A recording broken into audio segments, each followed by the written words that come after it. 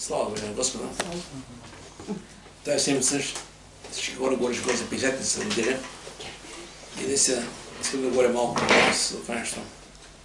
Има, че Свети Дух е дар от Бога. И тук имаше един човек, който от Диана на апостолите каза: дайте на мен тая сила. И аз искам да говоря малко по-така върху този момент. Първо искам да кажа, че само спасение, като цяло спасението, е дар от Бога. Марк 10, когато и младеж дойде при Господа, богат младеж ще каза: Господи, учителю, благи, какво трябва да прави да получи вечен живот? Тогава му каза: пъй заповедите от закона. И той каза: аз тези заповеди съм ми пазил от младостта си още. Той тогава погледна и зъби и каза: едно и ти остига. Иди продадеш какво имаш, раздай бен, че има съкровище на небето. И той човек се обърна и се тръгна. И тогава Исус каза: колко можеш да продадеш собствено тия, които оплават на богатството си. Наистина така. И в Словото Божие спасението като цяло е дар по благодат. Никой не може по някакъв да го заслужи, нито може да го купи, нито може да го изработи. Но нещо искам да говоря за Свети Дух, че наистина и той е дар по благодат от Бога. В Деяния 2 глава, 339, самия Петър, когато беше Пятидесятница, стана да проповядва. И с една проповед повярваха много такива човека. И тогава, когато Словото им говореше, не така, че Словото ги ожили сърцата, бяха ожили от Словото.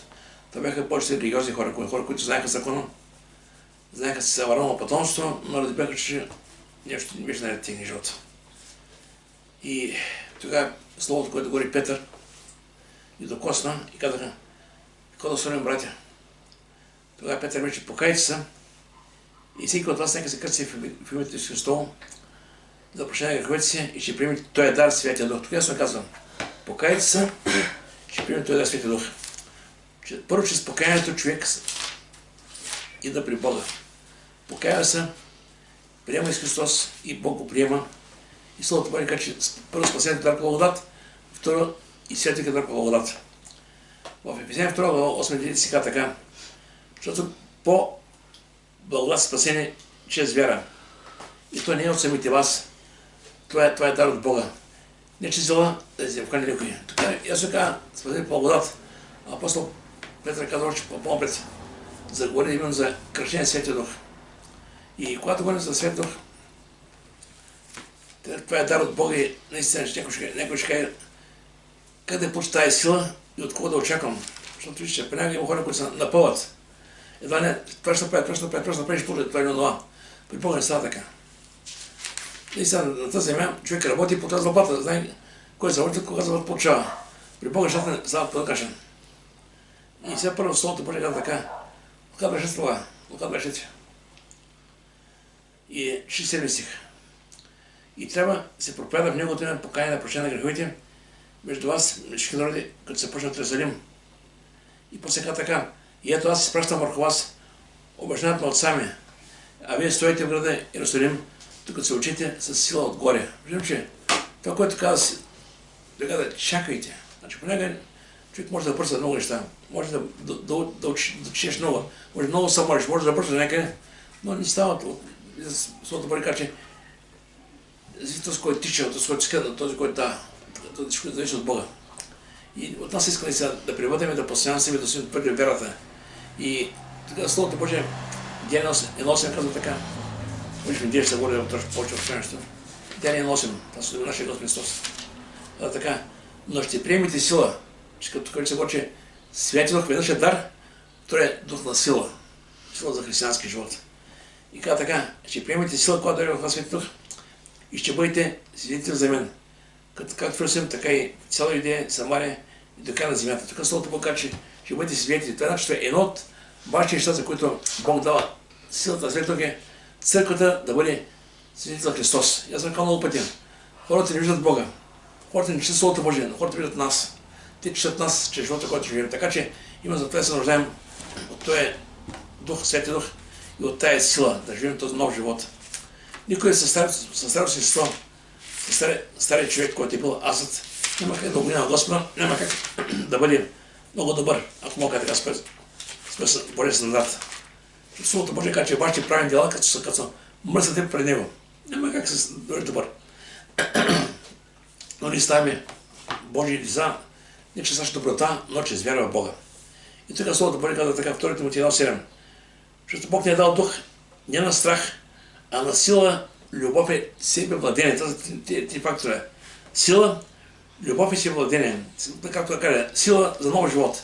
Любов, да обичаме Бога, да обичаме ближните си, да обичаме хората този свят. Себевладение, това е да се раздържаме от греха. Това е много важно. Ще ви кажа защо.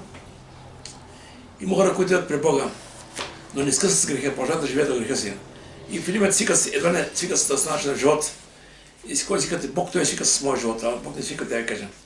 В Словото Божие откровение 20 казва така. Племето не ще видите нищо нечисто. Така че греховете са страшна работа. Заплата на греха е смърт. Ако си новороден, ако си кръстен Свети Дух, но ако продължаваш да живееш греховете си, рискуваш и да паднеш на страшно място. Бог да каже, не те познавам, ти който вече беззаконие. А относно това, че Свети Дух, когато Исус говореше на своите апостоли, че си отиват на земя, и той ясно им каза, че няма да следващия раз ще каже, долу при вас. Разбира се, нормално се притесняват. Те бяха 3 години, бяха заедно. Заедно идяха, заедно живееха, заедно вършиха всичко. Те бяха свидетели на чудесата на Господа, Словото, което говореше. Виждаха всеки един чудесата на знаменията, които върши Христос. И нормално, когато Исус им каза, аз ще отивам от вас, нормално те се притесняват, какво ще стане с тях. И той каза, няма да оставя сега, ще дойда при вас. Имаш предвид, че той ще спати Святия Дух. Или трето на Бога. Бог Отец, Господ Христос и Святия Дух. Това е Божието единство. И сега искам да имам в една история. Значи, по-важно е, че никой не може да придобие Божия дар с пари. Сега някой ще каже, трябва да се чете много. Знам, че трябва да се чете много, да. Значи, Словото Божие каза, знанието възбуждава, а любовта задава. И Свети Дух идва върху нас от Бога. В момента, който се покаяме, който го приемем и наистина това става от Бога. Но тук говори за нещо повече. Да искаме повече от това, което вече имаме. И това е именно кръщението. Как да получим тази сила, от какво да очакваме? Това е нещо интересно сега. Словото Божие ни казва нещо, което трябва да бъде като отношение от нас към Бога. Да искаме, да се молим на Бога, но с искрени мотиви. Ще кажа защо. Понякога, като хора искаме неща, които искаме просто да геме като дар, ама какъв е мотива, не е толкова важно. Да бъде пред Бога, всичко е важно. Бог чува молитвите на Бог, вижда мотивите, това, които са сатани. А относно това, че Бог може да прави всичко за Бога, няма нищо да Бога. Ефесяните 20 Словото Божие казва така, че Бог може да прави несравнимо повече, отколкото искаме ние сме. Много повече. Да, понякога не виждаме нещата, такива, които са. И казваме, защо Боже става това или това. Аз вече спирам да питам, защо става това или това. Да казвам, Господи, дай ми сила. Във времето, което има тази земя, да живея за Тебе, да живееш живот с Тебе и да бъда с Тебе. Всички други неща въпроси вече отговори са в Бога. Така че няма нужда да питаме Бога. Сега апостол Павел имаше на плътта и пита Господ, три пъти го пита. Бог показа, доволна ти е моята благодат. Павел каза така. И никъде не пише да излънтра на плътта му. Бог знае кой за коста апостол. Еремия, ти каза така, извикай мен, и аз ще отговоря. И ще покажа велики чудни неща, които ти не знаеш. Виждам, че викът към Бога винаги има отговор и отговори от Него. И от нас искаме сега да искаме от Бога, да поставим правилно мотивите и да имаме ясно съзнание за кого искаме това, което искаме от Бога. Ще кажа, защо преди много години, когато правим Господа, бях още така зелен, вероятно, мога да кажа, 90 години. И тогава идах при мен някои стари вярващи християни. И питаха, брат, ти говориш езици, бе? Не, което и. Те му диха така високо, едва не. Ти не говориш. Едва не, просто имаха се мисия за по-духовни. Искам да кажа, че духовност не се измерва с това. Колко време се вярата и дали говориш точно езици. Важно е, езикът е важен. Но имаш което е по-важно, това е плодовете на духа, това е характера, който е в нас. Галатяни 5 глава, да се казва така.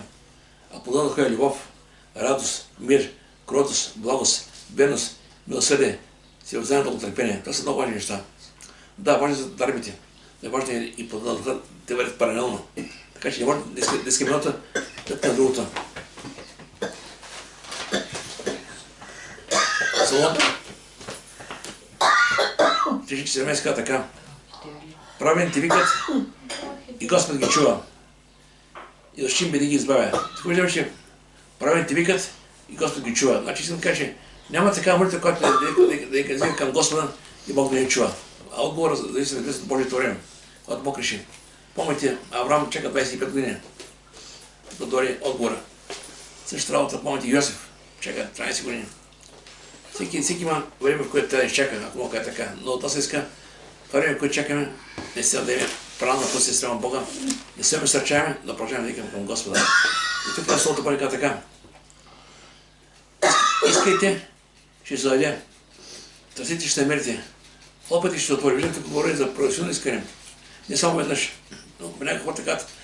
Моля си два пъти, няма файда, няма отбор. Бог иска да види твоето търпение, твоето постоянство. И после казва така. Всеки, който иска, получава. И на този, който хлопа, ще му се отвори. Има някой от вас такъв човек, да му поиска сина му хляб и ще му даде камък. Или змия, или ако иска риба, ще му даде змия.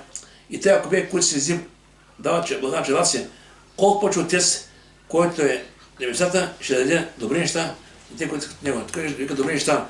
А в Лука 11:13 да още по... Словото Божие казва, небесният Отец ще даде святия дух към него. Не само, че Бог е добър, само, че Бог дава добри неща, ще даде и святия дух. Да хлопаме, да искаме, да търсим. Това говори за постоянство. Слава да бъде на Господа. Ще почне сега Лука 11:13 казва така. И тъй, ако вие, които се взим, знаете да давате благодатна челация, Отец си, колко повече небесен Отец да ще даде святия дух на тези, които искат от него. Виждаме, че от нас иска да искаме от Бога, наистина Бог да кръщава, да я дава сила. И казах при малко, молитвата е важна, но са важни и мотивите и важна наистина как просим от Господа. Яков 4:2 каза така, относно мотивите. Че понякога не получаваме. Така, взем просто си казвам и нещо тук не дава така отговор на въпроса, защо не получаваме понякога. Пожелавате, но нямате. Ревнувате, завиждате, но не можете да получите, защото карате се, да се пиете, но нямате, защото взе просите. Защото те просите.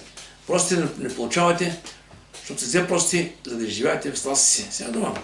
Понякога може би нашите мотиви, нашите желания са да бъдем над другите, да видят хората колко повече духовни другите, което наистина, може би от нас стане не е толкова грешно, но Бог знае наистина какво да е. И от нас иска наистина да се молим, да искаме да купим за повече. Сега, помните в Деяния 2 глава, там точно нямаше тази история. На 50-ница Бог кръсти, дойде и изяда духа си. И света година дойде на тази земя. Обаче в Деяния 8 глава ще има този човек, който искаше също от Светия Дух, но мотивите му бяха чисти. Ще почнем коя беше историята. Четем Деяния 8 глава. Първо се видим какво е съседната църквата и после откъде се появи този човек, който искаше духа от Бога. А Савел одобряваше обвинението. Тук става дума, че обида Стефан с камъни и Савел, който стана после апостол Павел, беше там, като младеж.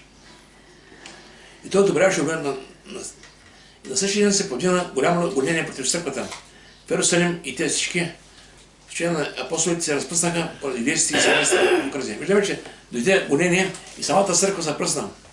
Но какво бяха тези хора така? И някакви бълчиви човеци подиваха Стефан и даха за него твърде много. А Савел опустошаваше църквата.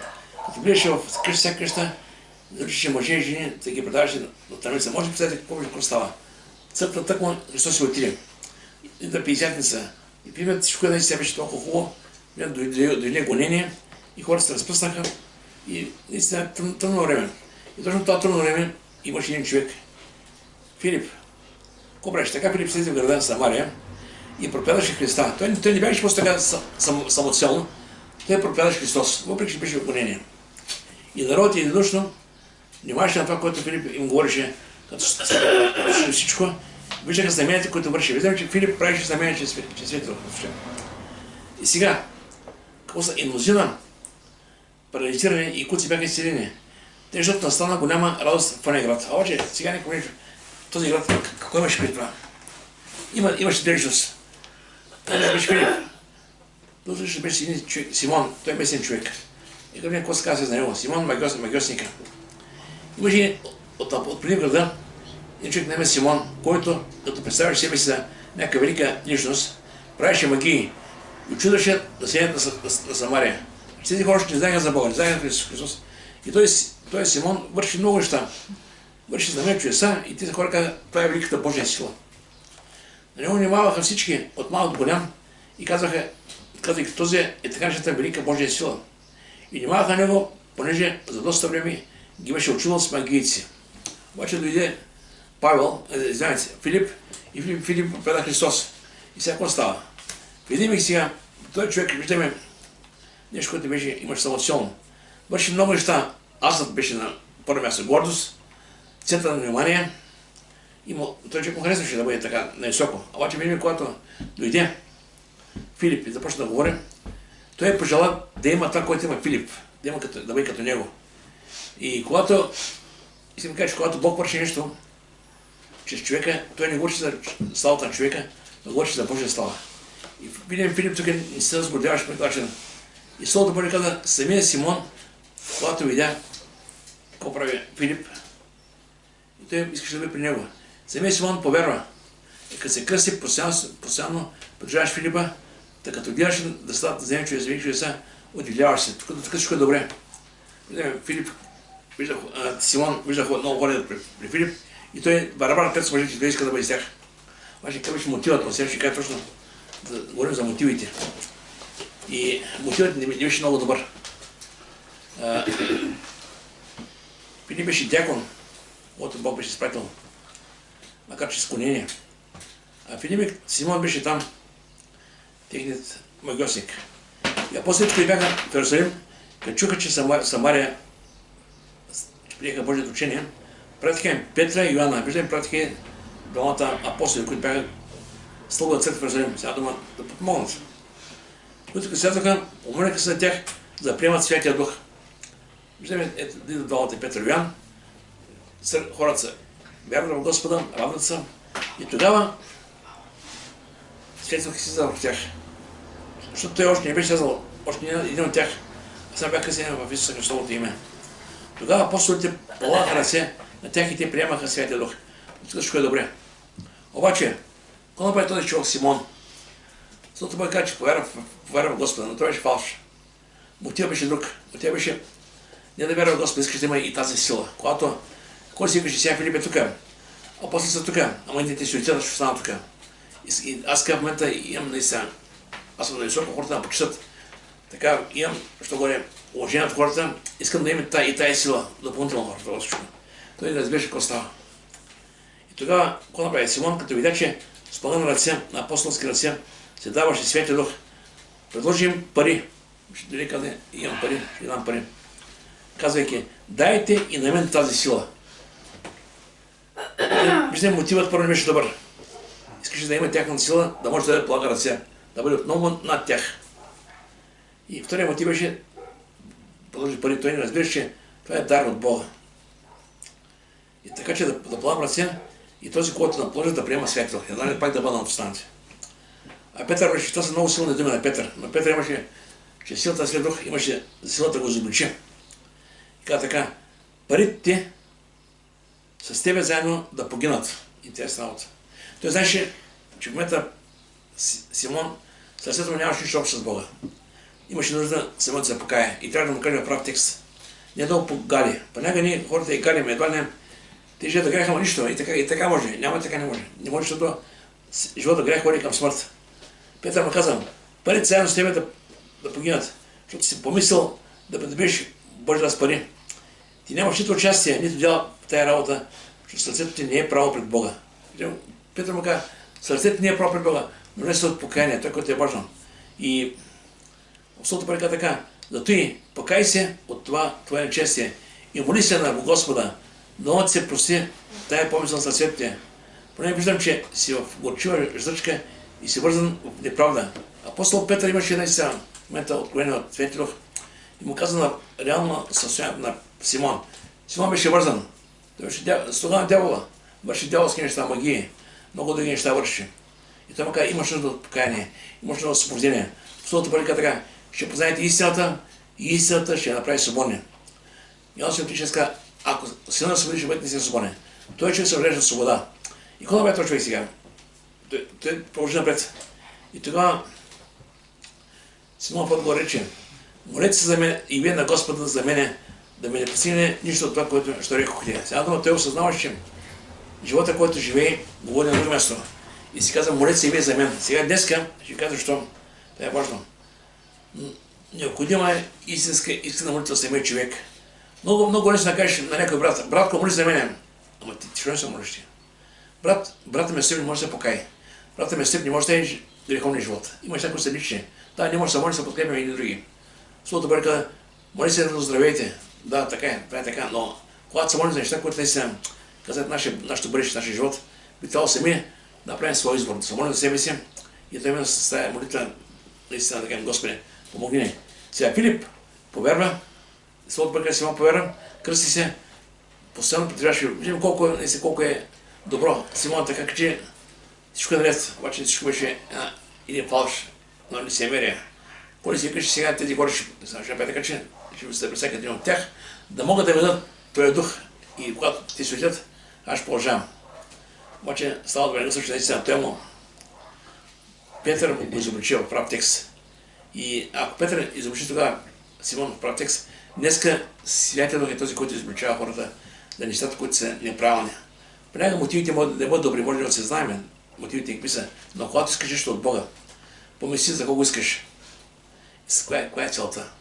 Ако искаш да бъдеш над другите, няма Бог няма да нищо. Словото Божие, помните апостолите, когато си им каза, ето сега отивам в Иерусалим, да, ще бъда предаден, ще бъда бит, ще бъда на кръст, ще умре, ще възкръсна. Тогава апостолите се рушиха, кой ще бъде пръв пред нас? Пръв. И не каза, кой ще нагодим, и каза, кой ще бъде пръв. И тогава вечерта, когато събраха рогане, и си каза, какво се припряхте? И тогава те казаха, мълчаха в гузня. Тогава си каза, кой иска да бъде пръв, ще бъде последващи слуга. Сега дума ни трябва да искаме наистина сила от Бога, да бъдем свидетели за Бога. Това е важно свидетели да бъдем. Всяко много пъти и пак ще кажа. Хората не познават Бога. Хората е след Словото Божие. Но те виждат в нас и четат нас в живота, който живеем. Това е много важно. Как представим Бога на този свят? Сега, какво става, когато дойде свят в нашия живот? Това е много важно. Словото Божие казва, че Словото Божие, Бог прави в нас ново създание, ново създание. Нещо ново, което няма как да се обясни. Словото е в нас. В Словото Божие казва в Ефесяни, в Коринтяни 5:17, ако някой Христа, той е ново създание, става всичко става ново. Става ново създание в нас, нов човек. И това е нещо, което е твърде ценно, което ще в небето. Защото Словото Божие казва, пръста се върни пръста, а духът се не прибива, който го е дал. И тук в Ефесяни казва така, когато и вие като чухте Словото на истината, сте благовестието на нашето спасение. Когато като повярвахте, бяхте запечатани с обещанието ви Святия Дух. Запечатани. Сега дума, Бог запечата християна за небето. В Колосяните ти казва така, животът ви е скрит с Христа в Бога. Как да го разбираме? Да, така казва, така е Словото Божие. И който е залог за нашето наследство, да бъде изкупено за причина на Бога. Да бъдете да покладат на Неговата слава. Значи, когато човек дойде при Бога, когато се покая, Бог прощава греховете, умил кръвта си и го прави при него ново създание, ново раждане. Слава да бъде на Господи. Искам така, че мога да кажа неща. Симон предахна пари за Святия Дух. Обаче вината 27 Словото Божие казва, че никой не може да вземе нищо върху си, ако има дрема от небето. По-скоро не търси от хората да дадат нещо, което не притежават. Но търси от Бога, защото Духа е от Бога. И след Божия дар. Самият дума дар е тая подарък. И подаръкът, който се дава, е безразбирно, да се дава от Бога, разбира се. От нас иска наистина да разберем и да осъзнаем коя е целта на Святия Дух. Сега в Коринтяни 12 глава се казва така, никой без Святия Дух не може да живее с Господ. Значи, идва Бога да чуем за Христос. Идва Святия Дух и ни помага да разберем кой е Той. После с Духа Бог да наражда и ни спасява и ни прави ново създание. Всичко става чрез Духа. Помните, когато Никодим дойде при Христос нощем и каза: учителю, виждам това, което вършиш. Наистина, човек не може да прави, ако Бог не е с него. И тогава Исус му каза: ако не се роди някой от вода и дух, няма да е Божие царство. И тогава той каза: как се роди човек, може ли отново да влезе в родата майка си? И тогава той му каза: ако човек не се роди отгоре, но рождението става отгоре. И наистина, вие така, че ние сме храм на Бога, поради това, че Свят Дух живее в нас. Така че никога не трябва да забравяме, че Духът на Бога е в нас и самия Бог е в нас. През който да преминаваме, да знаем, че Бог е с нас и Той най-добре знае реалното ни състояние. И Словото Божие казва: никак няма да оставя, никак няма да забравя.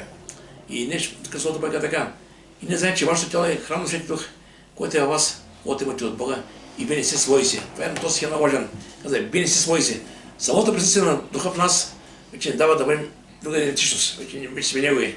Ако до вчера си бил на този свят, слуга на греха, роб на греха, вече си Божия и тем, вече гледаш да сега към небето. Словото Божие каза: мисля за горното, а не земно. Така че наистина нека Бог да е дава сила.